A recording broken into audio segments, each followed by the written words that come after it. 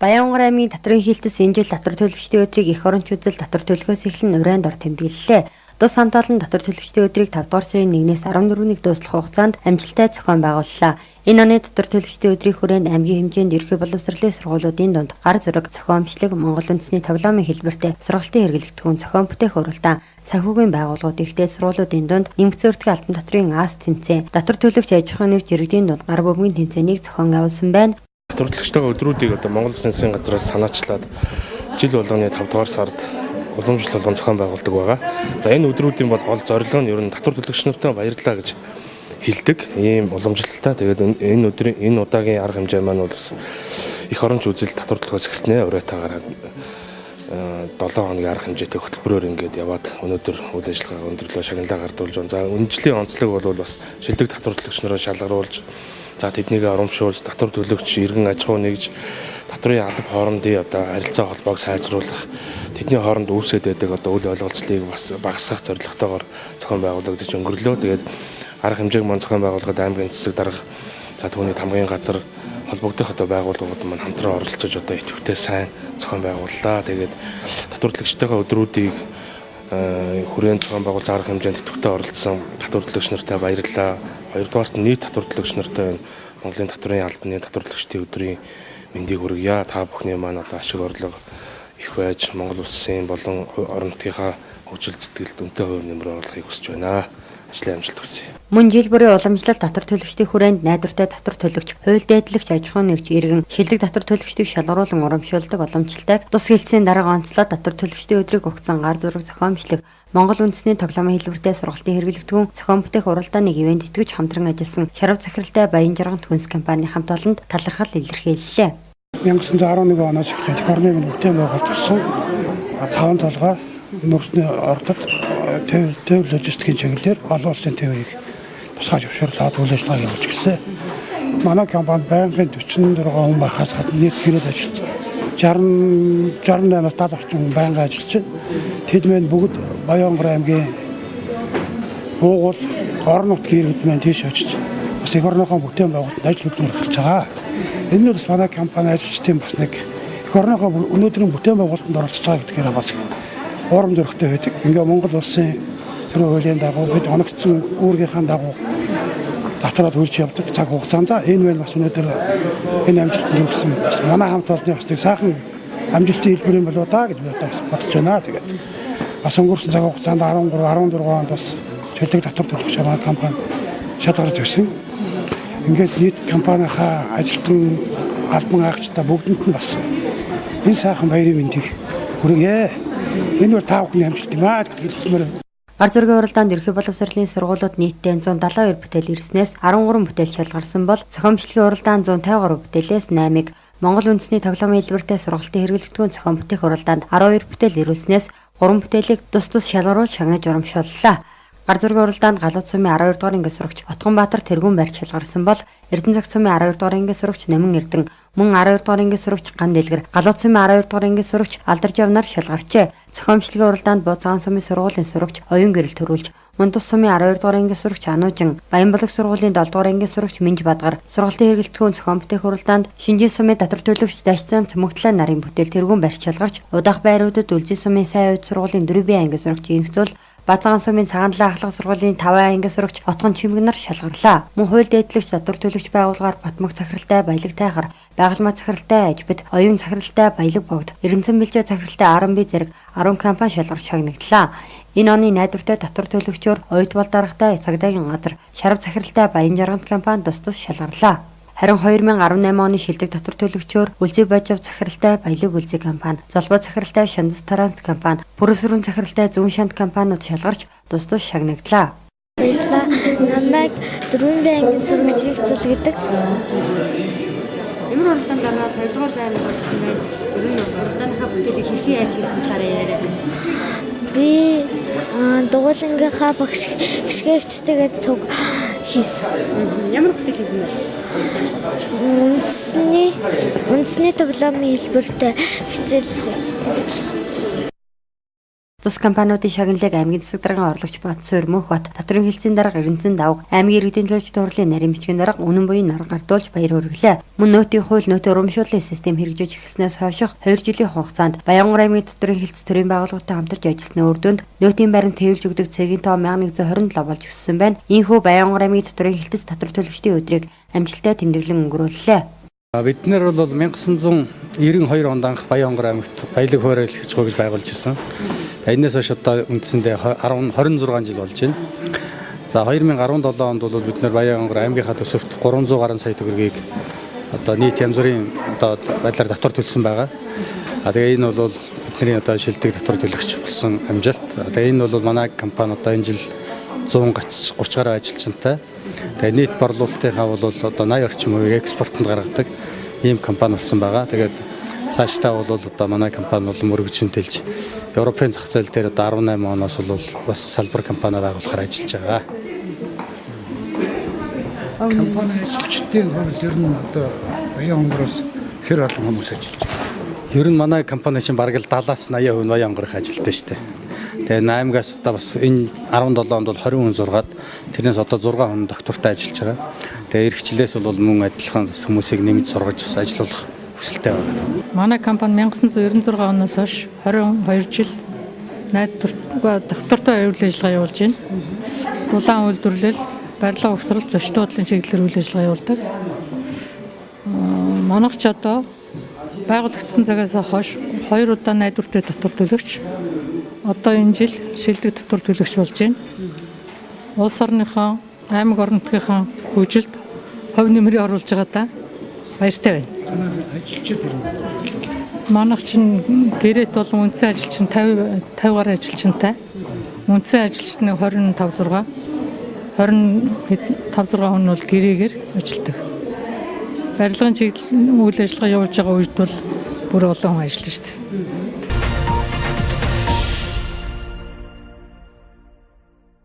Баянгар аймгийн архивын газар төрийн архивын хууль заасны дагуу сан үсгэгч төрийн байгууллагуудаас 2013-2014 оны цаасан суурьтай баримтыг төрийн хамгаалтанд хүлээн авах үйл ажиллагаа явагдаж байна. Энэхүү үйл ажиллагаанд Баянгар аймгийн 175 байгууллага хамрагдах ёстойгоос одоогоор 100 байгууллага бүрэн хамрагдаж цаасан суурьтай баримтыг захимжуулах ажлыг хийж байна.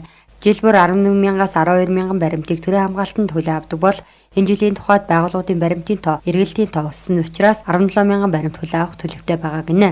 Архивын тухай хууль заасны дагуу сан үсгч төрийн байгууллагуудаас 2013-аас 14 оны цаасан суурьтай баримтыг төрийн хамгаалтанд хүлээх үйл ажиллагаа явуулж байна. За энэ үйл ажиллагаа болохоор одоо уламжлалын дагуу цаасан буюу цахим хэлбэрээр хүлээж авдаг гэсэн байгаа. За мөн 4% дансны хамт хүлээж авдаг гэсэн байна. За энэ жилийн үед бол энэ үйл ажиллагаа 4 сарын 15-наас эхэлсэн. За манай энэ үйл ажиллагаа нийтдээ 175 төрийн байгууллага хамрагдах ёстой байж байгаа. За одоогийн байдлаар 100 орчим байгууллага маадар баримтаа өгсөн. Одоогоор 70 гаруй байгууллага ийм 30 орчим байгууллага ирээгүй байна. Ор ирээгүй таслах шинжтэй. За мөн 30 орчим байгууллагууд одоо энэ зааланд ажиллаж байна баримтаа. За ерөнхийдөө 4 сарын 15-аас 7 сарын 15-ны хооронд график хугацаа нь байж байгаа. Энэ жилд бол нэлээд сонжирч нэлээд ачаал өндөртэй ажиллаж байна. Яагаад гэвэл байгууллагууд маань бас баримтын тоо, эргэлтийн хэмжээ нэлээд өссөн харагдаж байна. За жил дунджаар биднээс 11-2 мянган баримт авдаг бол энэ жил 17 мянган баримт авахар энэ харагдаж байгаа. Тэр нэлээд ачаалтай нэлээд өндөр ачаалтай явж учраас өнөө магаштай бол хугацаагаа сунгаад үндсэндээ 5 дугаар сарын 21 хүртэл ажиллахаар ажиллаж байна.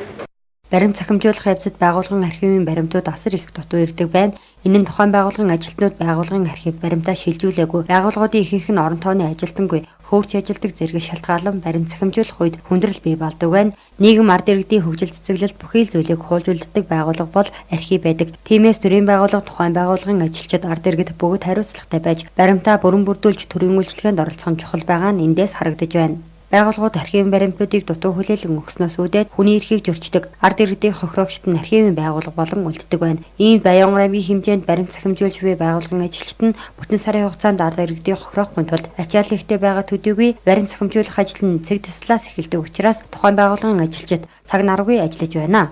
За ирээгүй байгууллагуудад бол яагаад энэ ирээгүй гэхээр за төв төрөлдсөн буюу 4 яамны шалгалт болох байгаа юм байна. Аймгийн хэмжээнд. За энэ шалгалтны графикт хамрагдсан гэдэг одоо тухайлбал өмгөр сумхт орон ирээгүй нь ажиллаагүй энэ байна. За энэ ажиллаагүй байгууллагуудаар одоо манайх хугацаа сунгаж ажиллах бол боломжгүй. Ер нь тодорхой түвшинд нэг байгууллага хэрвээ баримтаа бэлдэж ирсэн тохиолдолд 4-5 хоноод ажиллаад гарах ёстой. За энэ хугацаанд нэгт багтахааргүй болсон. Одоо хяналтын ажлууд аюул их байдаг. Багтахааргүй болсон. Хоёрд нь гэх юм бол бас баримтын тоо нэмэгдсэн учраас тийм ээ. Илээ ажиллагаа ихтэй байж байгаа. За шивэлтэнд орж байгаа баримтууд нэлээд ихтэй болсон гэсэн.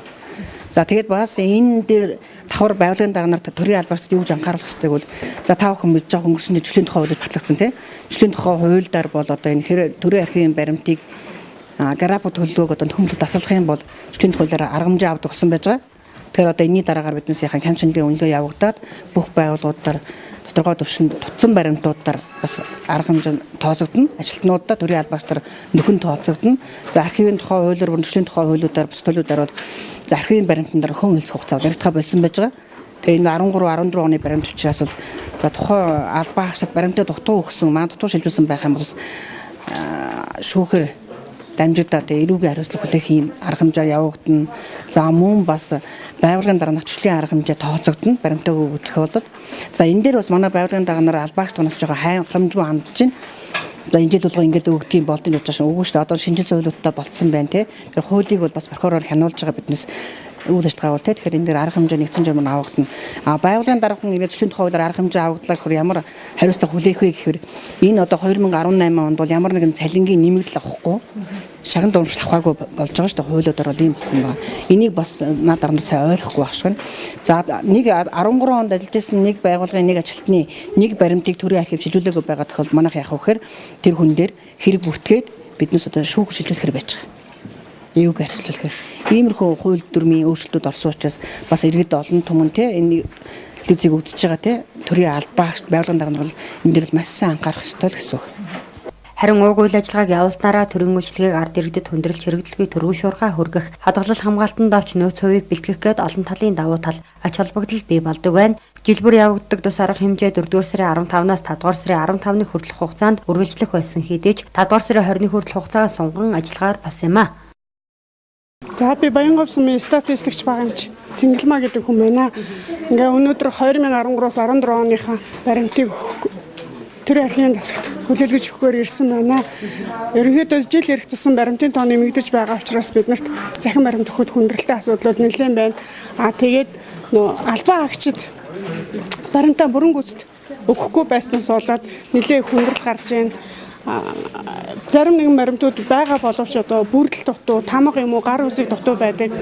Тэр эдгээрээс болоод бидний ажил айгүйх удаашралтай хэцүү төвөгтэй байдалтай байдаг. Тэгээ мөн эрүүл мэндийн салбаруудад ихэвчлэн статистикч байгаа юм чи хавсарч ажилладаг учраас ажлын ачаал нэлээд өндөр. Тэгээд бас ер нь ажил хийхэд бол нэлээд хүндрэл гараад байна. За төрийн архивын засаг маань одоо жил бүр 2 оны баримтыг захимаар буюу цаас хэлбэрээр авдаг байгаа. За энэ жилийн хувьд 2013-аас 14 онооны баримтыг захин хэлбэрээр одоо ээлж төлөвлөлт ажлын дагуу хүлээж авч байгаа. За энэ ажилд бол ажлнууд бол бас нэлээд дуудаж байна. Зарим нэг ажлнууд гэхдээ тухайн хүнээсээ шалтгаалж байна. Энэ яаж яана гэхээр тухайн байгууллагын ажилдаа өөрөө одоо баримтаа дутуу авч ирэхтэй, сумаасаа дутуу авч ирэх, цаг тухай бүрд нөхөн бүрдүүлэлт хийж байгаагүй толботой. Энэ нь болохоор тухайн байгууллагад ажиллаж байгаа албан агчдын бас буруу байгаа. Яагаад гэвэл нөгөө тухайн бүрд нь баримтаа одоо бүрэн бүрдүүлж өгч гівшээгүйтэй холбоотой гэж бодож байгаа.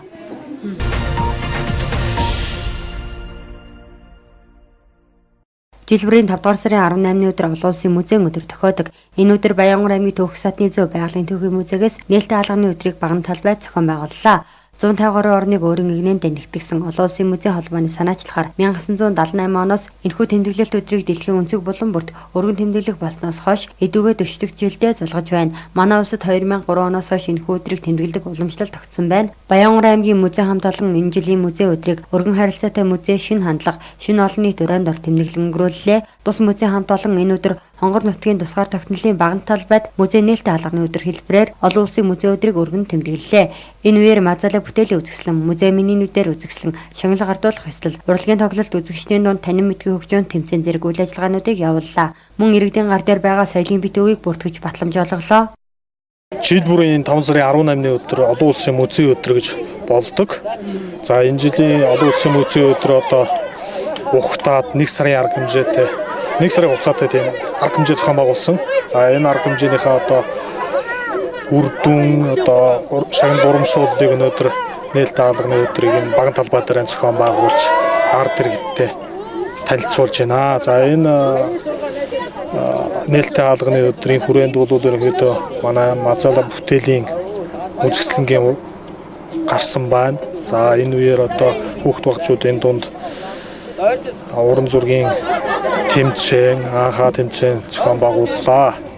Аймгийн музейгээс олон улсын музей өдрийг ухтан бүтээлч сарын аяны хүрээнд олон уралдаан тэмцээнүүдийг зохион байгуулсан байна. Баянгар сум 9 багийн дунд гар бөмбөгийн тэмцээн, ерхий боловсролын сургуулиудын дунд их түүхийн жимээр, тойрон аялын шилдэг анги шалгаруулах болон ахмад настуудын дунд цэнгэт бичгийн аргуудыг тодруулах уралдаан. Мөн аймгийн хэмжээний сургууль өмнөх боловсролын сурагчдын дунд музей минийнүүдээр гар зургийн уралдааныг тус тус зохион явуулж, дээрх уралдаануудад дамжилт оролцсон хүмүүсийн шагналыг энэ өдөр гардуулж баяр хүргэлээ. Гар бөмбөгийн тэмцээнд тэргүүн байрыг бэлэг тогтхон ахлагчтай баг, их түүхийн жимээр тойрон аялалд намх сургуулийн 70 ангийн хамт олон ахмадын цэнгэт бүжгийн уралдаанд аваад орж төмөр бүрэг. Гар зургийн уралдаанд 11-р цэцэрлэгийн ахлах бүлгийн марламаа нар тэргүүлж алтан медалийн эздээр тодорлоо. Би уяачлах хүсдэг. Би уяач морд ус. Ер нь зураг зурдаг. Хэр их зураг зурсан байна? 4 жил болж байна. Минь намайг Сэнчгүүгийн их жаргал гэдэг би Эрдэм ахлах сургуулийн 6-гийн анги сурдаг. Би энэ зургийн тэмцээнд орж 2 дугаар ирээдсэлдээ маш их баяртай байна. Би зургандаа миний мөрөөдөл гэдэг сэдвтэй зураг зурсан. Би зургандаа энэ энэ их ормон зөв хөгжүүл хүн бүр зөв амьдралтай сайн хүн болж төлөвшнө гэдгийг зургийг агуулхыг хүссэн. Би Совосик ахлах сургуулийн 9-р ангийн сурагч Тояд цэг гэдэг. Энэ саяны ах бол их гоё ялла. Тэгээд хүний танин мэд хөөг шалгасан их гоё асуулт асуугаа. Тэгээд их сайхан сэтгэл төрлөө.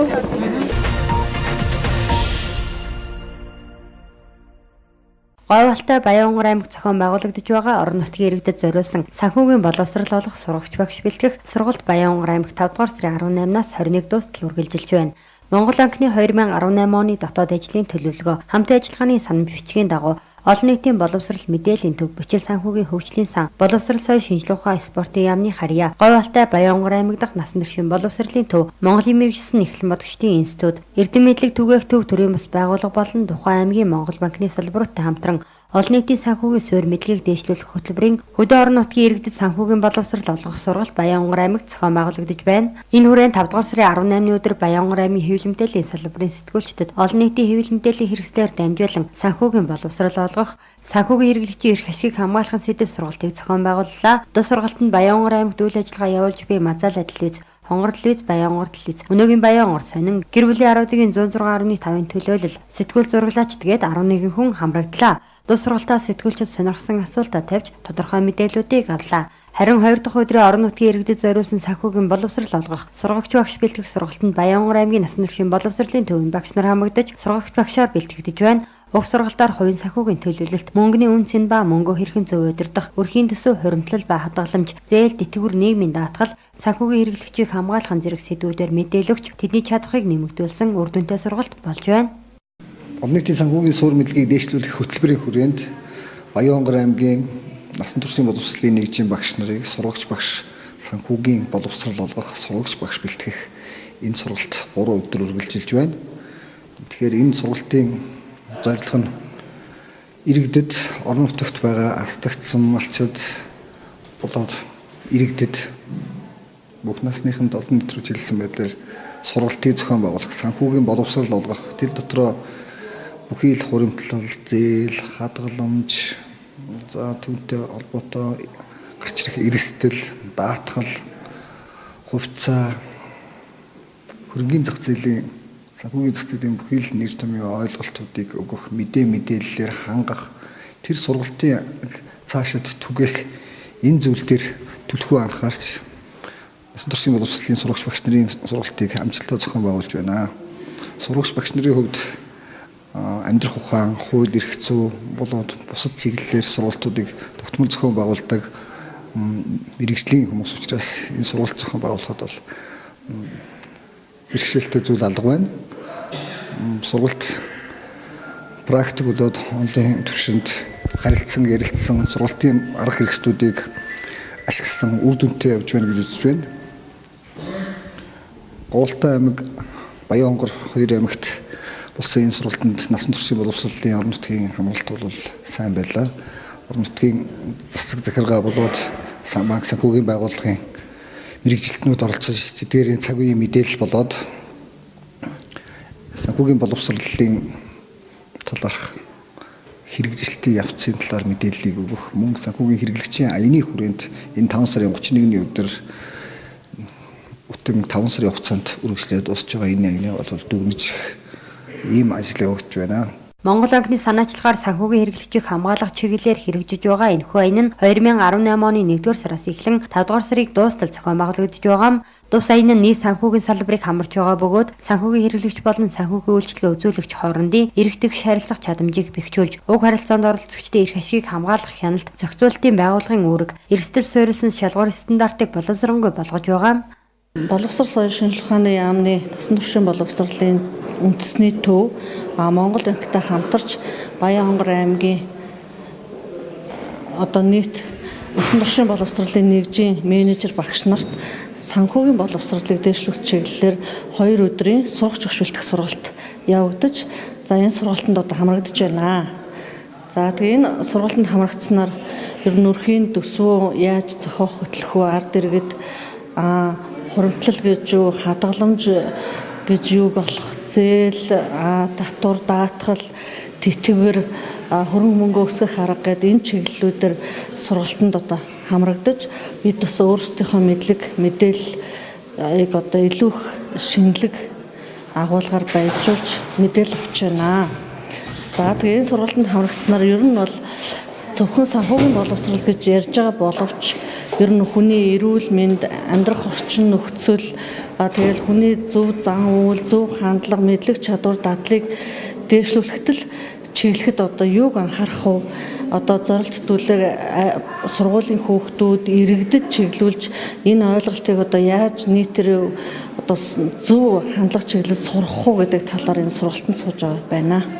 Санхүүгийн хэрэглэгчийг хамгаалах асуудал нь санхүүгийн системийн урт хугацааны доктортой байдлыг хангах, эдийн засгийн хөгжлийг дэмжих чухал хүчин зүйл юм. Санхүүгийн хэрэглэгчид санхүүгийн бүтээгдэхүүн үйлчилгээг зөвхөн өөрийн болон гэр бүлийн хэрэгцээнд зориулан авч буй хүнийг хэлдэг. Зарим улсад жижиг болон бичил аж ахуйн нэгжийг хамруулах тохиолдол байдаг байна. Харин санхүүгийн үйлчилгээ үзүүлэгч гэж бусдаас татан төвлөрүүлсэн хөрөнгөөр хүрээтэй санхүүгийн үйлчилгээ үзүүлдэг, ашигын төлөө байгууллагыг хэлдэг. Тодорхойлбол банк бус санхүүгийн байгууллага, даатгалын компани, үнэ цаасны арилжаа эрхлэгч, хөрөнгө оруулалтын сан зэрэг багтдаг байна. Баян-Хонгор аймагт ингээд манайх Монгол банк санхүүгийн зохицуулахаараа насан туршийн боловсролын төв, ингээд эрдэм мэдлэг төвөгт төрийн бас байгууллагын хүмүүсийн бүрэлдэхүүнтэй 8 хүний бүрэлдэхүүнтэй баг ажиллаж байна. Энэ хүрээнд бол санхүү хэрэглэгчийг хамгаалах хаяныг Монгол банк санхүүгийн зохицуулахаараа Монголын ипотекийн хадгаламжийн даатгалын корпорац зэрэг олон байгууллагуудын хамтарч зохион байгуулж байгаа. Энэ аян маань бол 1 сарын 2-оос 5 сарын 31-ний хооронд бол 5 сарын аян явж байгаа. Энэ нь бол гол нь санхүү хэрэглэгчийг мэдлэг мэдээлэлтэй болгох. Энэ мэдлэг мэдээлэлтэй болгосныхаа үндсэн дээр санхүүгийн доктортой байдлыг хангагдана гэж үзэж байгаа. Энэ нь бол яагаад гэвэл ерөнхийдөө Дэлхийн банк, Азийн хөгжлийн банкны судалгаа зөвлөмжөөр бол ер нь бол хэрэглэгчийн төлөө мэдээлэл бол ерөнхийдөө бага байна. Мэдээлэл тэнцвэргүй байна. Энэ мэдээллийг тэнцвүүлснээр банк санхүүгийн байгууллагын санхүү хөгжлийн үзүүлэгч маань ер нь бол бас доктортой байдлыг хангаж банк санхүүгийн салбарын асуудал шийдэгдэн, дээрээс нь чанаргүй зээл багасж энэ банк санхүүгийн салбар доктортой байх асуудал шийдэгдэн гэсэн үндсэн дээр энэ 5 сарын аяныг явуулж байгаа. Энэ 5 сарын аян маань ерөнхийдөө өндөрлөгт өгч байна. Энэ хүрээнд бол говьалтай Баян-Хонгор аймагуд бол бас энэ санхүү хэрэглэгчийн хамгаалах аяныхаа талаар мэдлэг мэдээлэл өгөх, сургагч багш бэлдэх энэ сургалтанд сургалтыг явуулж байна. Сургалтын хүрээнд бол Баян-Хонгор аймгийн насан туршийн боловсролын үндэсний төвийн сум бүрийн багш нар маань энэ сургагч багш болгож бэлтгэж байна. Энэ нь юу вэ гэхээр сумдоо очиод энэ хүмүүс маань болохоор энэ санхүү хэрэглэгч, санхүүгийн боловсрол ямар чухал энэ эргээд таны амьдралд яаж нөлөөлөх вэ гэдэг сургалтуудаа ингээд сум багуудаараа хийгээ явах юм аа. Тэгэхээр энэ нь бол санхүүгийн боловсрол, санхүүгийн хэрэглэгчтэй холбоотой асуудлыг хүмүүст ойлгуулснаар энэ асуудал маань хүн болгон санхүүгийн боловсролтой, санхүүгийн хэрэглэгчийг яаж хамгаалдیں, өөрөө ямар эрхтэй гэдгээ мэдснээр санхүүгийн салбарын доктортой байдлыг хангана л гэж бодож байгаа юм аа. 2012 онд Дэлхийн банкнаас Монгол улсад бол судалгаа явагдсан. Тэгээд тэр судалгааны дагуу болохоор иргэдийн санхүүгийн боловсролын асуудал нэлээд доогуур байгаа юм одоо үр дүн гарсан байгаа юм. Тэгэхээр өнөөдөр Монгол улсын одоо иргэн бүрийн санхүүгийн боловсролын асуудал одоо сайн байх юм бол улс оронд ч бас энэ ямар нэгэн хэмжээгээр нөлөөлөх одоо ийм ач холбогдолтой байдаг. За ийм учраас бол өнөөдөр Монгол банк за тэгээд бусад энэ дөрвөн байгууллагууд хамтраад аймагуудын насан туршийн боловсролын багш нарыг энэ сэдвээр бол одоо иргэдэд сургалт явуулахаар сургагчаар бэлтэж байгаа. За иргэдийн санхүүгийн боловсролын талаар уг одоо сургалтыг бол ганцхан насан туршийн боловсролын багш нар явуулах юм биш ээ. Тэгэхээр энийг болохоор аймгийн Монгол банкны салбар за тэгээд татвар нийгмийн даатгалынхантай хамтарч ээж суман дээр болохоор мөн л засаг даргын тамгын газар бас уг одоо улсуудтай хамтарч ээж бүгдээрээ одоо ийм хамтын хүчээр иргэдийнхээ одоо санхүүгийн боловсролыг дээшлүүлэх асуудлыг бол шийдэх ёстой юм байгаа юм. Тэгэхээр өнөөдөр банк санхүүгийн одоо үйлчлэгээ нэлээд их өргөжж байгаа цаг үед болохоор манай иргэд бас яг тэр талын мэдлэг боловсрол дутмаг байх юм бол тухайн одоо иргэдтэй бас айгүй хүнд байдаг тийм ээ. Тэгэхээр өнөөдөр бид нар зээл аваад байдаг эргээгээд яагаад зээлээ төлж чадахгүй байгаад байна. Өнөөдөр бид нар нийгмийн даатгалынхаа асуудлыг иргэд яагаад одоо татвар одоо даатгалаа өгч чадаагүйгээс болоод өнөөдөр насны одоо эцэст одоо тэтгэврт гараад яг нөгөө гой сайхан жаргах үе дээр энэ юмаа идэлж чадахгүй байна. За өнөөдөр эргээд орон нутаг дээр нөтийн одоо талаарх юмнууд бол нэлээх яригадад явж байтал орон нутагт сумдад яагаад нөтийн одоо баримт олгогдохгүй байна иргэдэд. За тэгэхээр энэ бүх асуудлуудыг бид нар одоо иргэдэд хүргэж чадсанаар бол энэ асуудал бас нэг алхам урагшлана гэж бодож байгаа юм. Тэгэхээр иргэн өөрөө санхүүгийн мэдлэг сайтай байгаад санхүүгийн боловсролд нь сайн байх юм бол өөрийгөө эрсдлээс хамгаалах өөрийнхөө амьдралыг өшөө сайжруулах одоо амьдралын чанараа сайн болгох юм одоо ач холбогдолтой учраас энд бол ерөөсөө ганц насан туршийн боловсролын багш нар төдийгүй ер нь бүх газрууд одоо хамтарч энэ үйл ажиллагааг цаашдаа бол Баянхангар аймагт явуулах хэрэгтэй байгаамаа.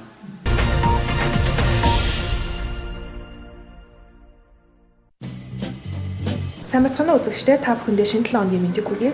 Ус цагур орчны шинжилгээний төвөөс та бүхэнд 5 дугаар сарын 17-ноос 21-ний хүртэлх ойрын 5 хоногийн цаг агарын үндсэн төлөвийг танилцуулъя. Хангаа олохын нутгаараа энэ 7 оныхоо 21-нд баг зэргийн хурд тонцос орно. Бусад хугацаанд хурд тонцос орохгүй. Салхи ихэнх хугацаанд баруунаас 4-9 м/сек, агарын температур шөнөдөө тгээс 5 хэмээн дулаан, өдөртөө 17-оос 22 хэмээн дулаан байх бол хүрэн төчрийн нутгаар буюу Гурван болов байдлын нутгаар шөнөдөө 3 хэмээн дулаанаас 2 хэмээн хүйтэн, өдөртөө 15-аас 20 хэмээн дулаан байхаар байна. Харин хайртлын бүсийн нутгийн хувьд энэ 7 оныхоо 21-нд зарим газраар нь хурд тонцос орно. Бусад хугацаанд хурд тонцос орохгүй.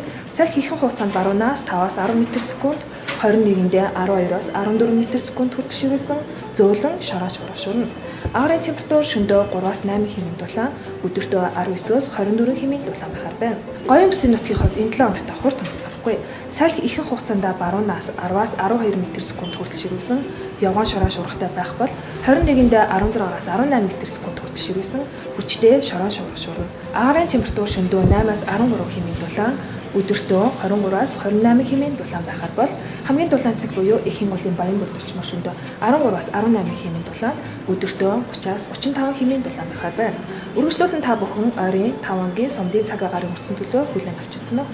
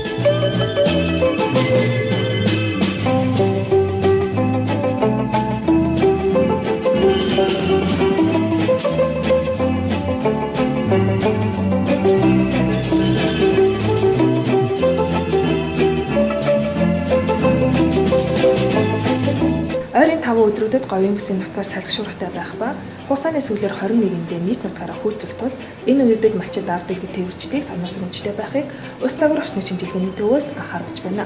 Та бүхэн цаг агарын дэлгэрэнгүй мэдээллийг доорх гарч байгаа хаягаар болон Баян онгор цагвар гэсэн Facebook хаягнаас хүлээн авч үзэх боломжтой. Цаг агарын мэдээллийг цагварч мөгцдөг танд хүргэлээ анхаарал тавьсанд баярлалаа.